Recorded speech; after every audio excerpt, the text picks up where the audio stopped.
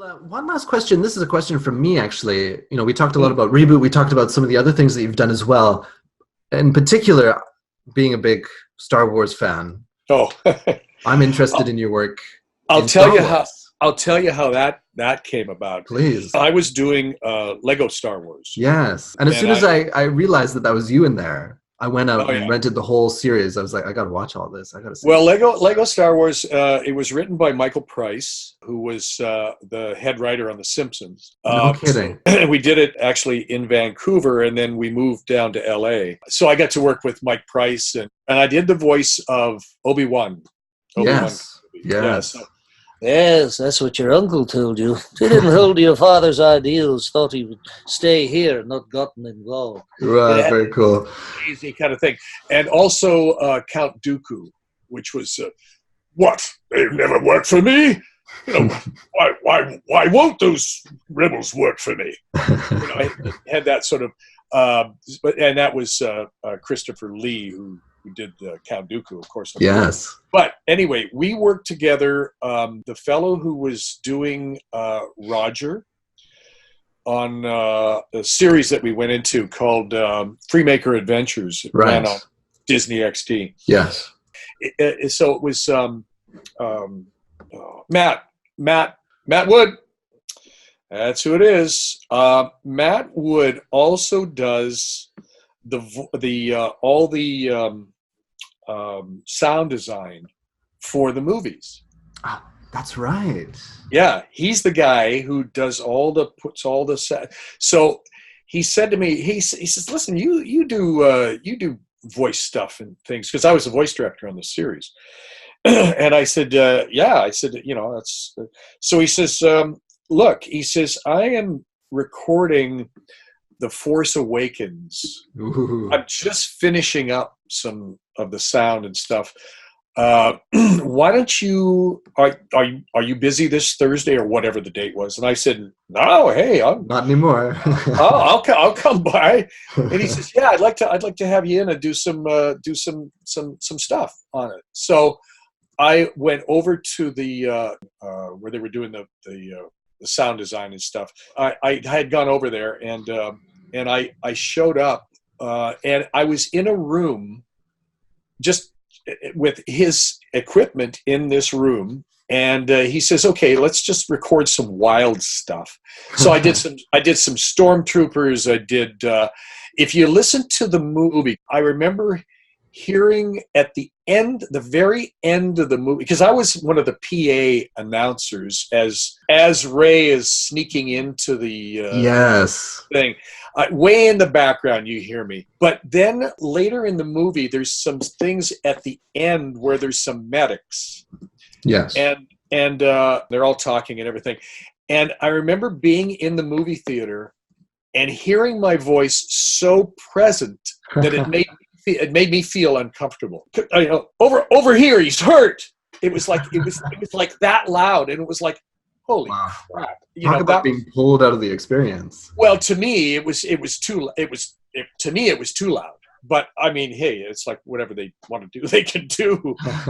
But it made me feel uncomfortable because it was too present.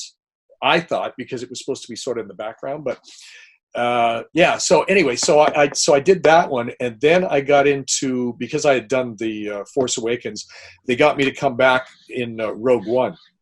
Yes. And it was just, it's source sound. It's all, and we were as a group, as a Foley group. So the Force Awakens was a better experience for me because I was by myself. Oh, yes. And I was able to, punch in different things. With the Rogue One, I was in a group of about 30 or 40 people in a room, and we just were doing a whole bunch of, we would walk through different scenes because they wanted it to be, and everything was mic'd in stereo. So as we walked from right to left and across over to here, over to there, it was picking up different locations of sound. It was interesting to watch because we were doing it to picture. But it wasn't as much fun as The Force Awakens. Yeah. That's very cool, though. I suppose then, maybe not with The Force Awakens, but with Rogue One, you might have worked with Sam Witwer. Or... Yep. Yeah, all those guys were in the studio. I think they should have gotten you to come on to redo Obi-Wan's voice for the Rebels series. He kind of makes an appearance toward the end of the series. And the guy who did it, I can't remember his name, but he did a pretty good job too. But there's just something about your Obi-Wan that I kind of felt, I don't know, this, just my opinion, I think this would have worked really well.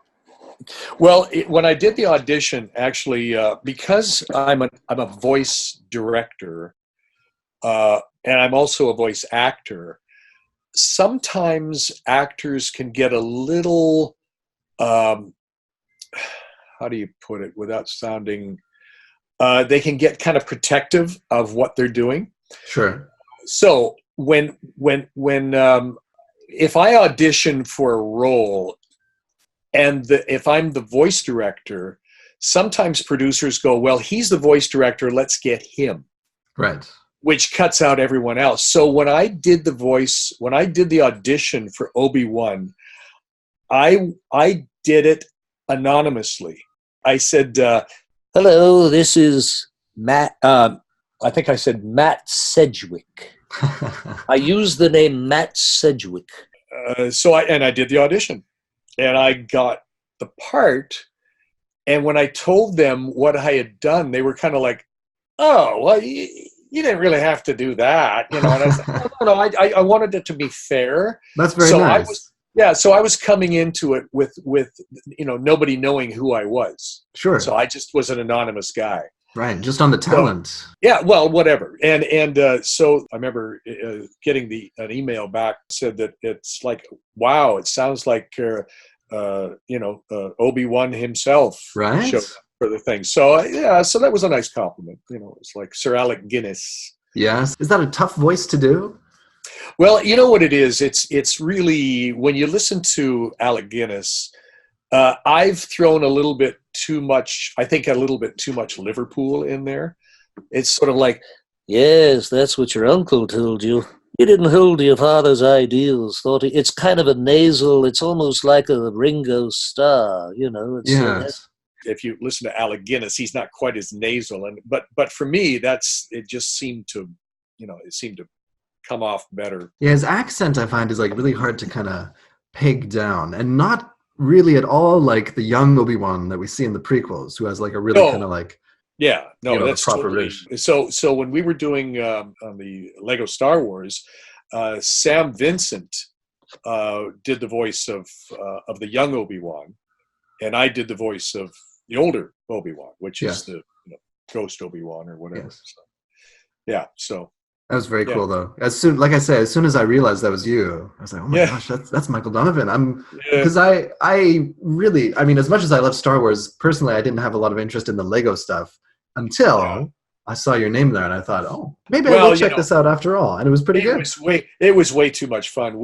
I got to work with Anthony Daniels. Oh, no kidding. Yeah, he did the voice of C-3PO on our series. Yes. And he was incredibly difficult to direct. Oh, yes. Yeah, because he's who he is. He's C-3PO. So sure, it's like, he knows the character probably better than anyone else. Exactly. So he said to me, listen, Michael. He says, I'm actually not used to being directed. Usually, I just do what I do, and then and then you just pick the best of whatever else. and so I can't remember if it was Yoda Chronicles or Droid Tales. We did a couple different series.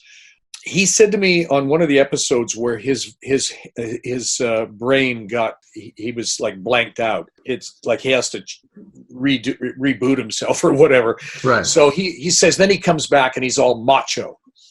Yes, and Anthony actually did this. He says, so what I was thinking was a voice kind of like, I'm this, I'm C-3PO, and I'm this. I said, you know what? I said that attitude is perfect. That's exactly what we're looking for. But I think your fans want to be able to still hear C-3PO.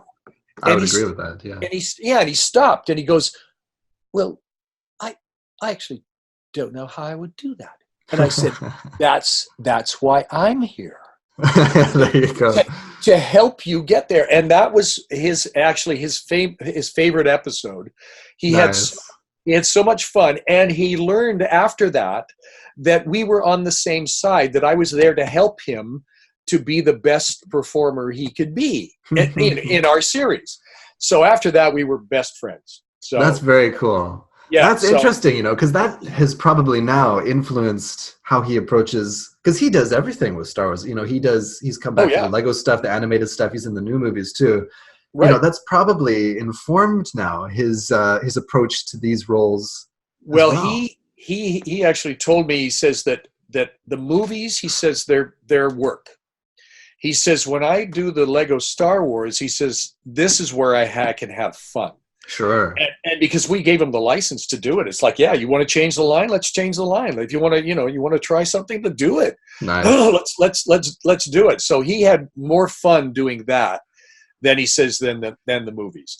Definitely. And I don't know if you ever had seen we were at the Star Wars convention. I think it was 2015. Oh, yes. Did you see the pictures from that? 2015, that was probably the year that I watched the live feed on YouTube nonstop. I can't remember. Which pictures are you talking about? Well, because they presented us with statues of ourselves. Oh, that's cool. Yeah, I have. You have a little gold Michael Donovan. I have the picture. No, it's like an 18-inch tall statue. Very cool. I have it in my studio here. I'll send you the picture. Sure. Yes, please. And there's me. So I'm on the left. Anthony Daniels is in the middle, and Mike Price is on the end. And there's a statue. I basically had a picture that I sent to the guy who does the marketing for Star Wars Convention, Anaheim 2015. So we showed up for it, and they presented us with these statues at the end, and we were like aghast, that's when Anthony Daniels, he says, I don't have anything Star Wars. He says, I don't like any memorabilia. I don't have anything Star Wars. Really? He says, but this Lego Star Wars statue of C-3PO is in my dining room. Yeah. So he said, but I'll send you these. I'll send you these pictures. Yes, please. That'd be great. I feel like I remember at future conventions that they did, Star Wars Celebration, he's hosted some panels, and he's got his gold jacket on and gold pants. I feel like maybe he had that with him at one point, some little gold figure of him. Well, it could be, but these things are, like I said, they are probably about 10 pounds, and they stand about 18 inches tall. So it's like when you go to Legoland, and they have the statue, like the statues of things. I see. Yes. Yeah. So these are big statues. That's very cool. Yeah. Please do send those photos. I'd love to see. I'll put them up on with this recording, if that's all right. Yeah, absolutely.